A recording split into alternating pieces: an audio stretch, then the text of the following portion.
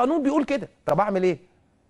لان كانت فوضى بقى، كل واحد يعمل اللي هو عايزه. طب ايه الفرق بين قانون الطوارئ، يعني اللي احنا عايزين نلغيه ان يتقبض على اي حد في اي وقت وبتاع وما اعرفش ايه، لا الطوارئ لازم تتلغي، لابد ان يكون هناك قانون والقانون هو اللي يمشي، الطوارئ ده عشان عايز اي حد ما هو كده هو كده. ما لو بالمنطق ده كل واحد هيعمل حاجه تخالف القانون يبقى كانه بيعمل الحاجه اللي هو عايزها، وده لا يصلح. لازم لابد ان يكون هناك دستور ولابد ان يكون هناك قانون.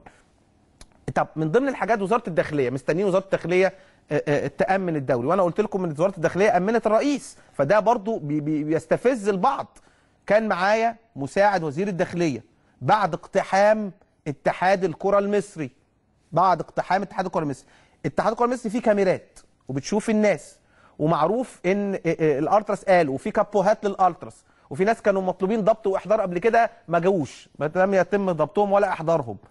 ولكن في النهايه ماذا قال لي مساعد وزير الداخليه في ذاك الوقت بعد اقتحام الالتراس لاتحاد الكره المصري؟ تعالوا نشوف.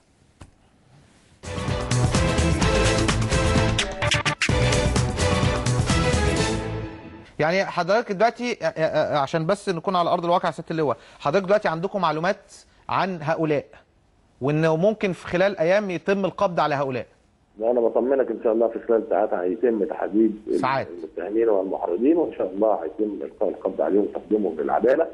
النيابه العامه انتقلت والاجهزه الفنيه بوزاره الداخليه انتقلت وعملت المعاينات اللازمه، واحنا دلوقتي في مرحله لجمع اكبر معلومات عن المشتركين والمحرضين في الاعتداء على اتحاد الكوره النهارده، وان شاء الله في خلال ساعات هنعلن من خلال بيان وزاره الداخليه عن القاء القبض على المشتركين والمحرضين. ده الكلام ده بعد اقتحام اتحاد الكوره، انا بقول خلال ايام، من شهر ونص، انا بقول خلال ايام. سياده اللواء قال لي خلال ساعات.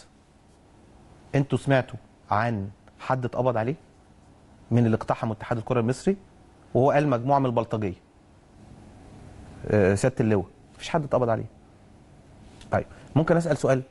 هو دلوقتي الالتراس عنده حق في موضوع ان اصحابهم ماتوا، طيب بس الالتراس مش عنده حق انه اقتحم النادي الاهلي 3 مرات. الالتراس مش عنده حق انه اقتحم مدينه التاج الاعلامي.